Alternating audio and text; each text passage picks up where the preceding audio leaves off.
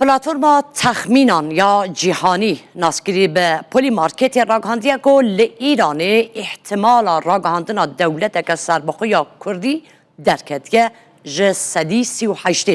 لگوری آماران اف زیده بونا تخمینان به شر کل ایران ددومره پارلاله ده دیار کرن که شهر بوی سدما والای دستلات و سازین اولیه بکر بونه هر پلی مارکتی که مزنترین بازار تخمینان یا نناوندی یا جهانیه قاده که نو یا باحث لسر پاش روژا سیاسی یا کردان ایران وکر لگوری دانه این که روژا چهارشنبه آنگو چهار آدار هاتن نو کرن احتمالا گوهرینا حفظنگین سیاسی ین لحرم بالا و برهنر و چافدر نافدولتی دکشینه لگوری شرط بازار ین پلی مارکت اگر یک جه پارتین وکه پژاک حدکایی یعنی حزب دموکرات کردستان ایران هر دو کمله اوپاک حتی نیسی حزیران 2026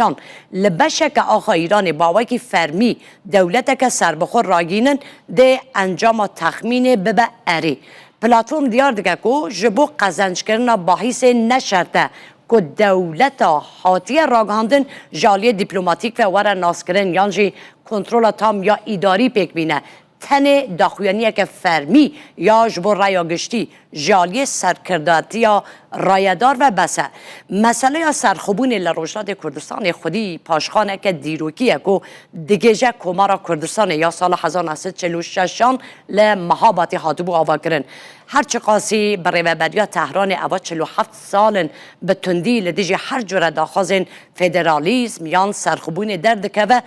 شر سال 2026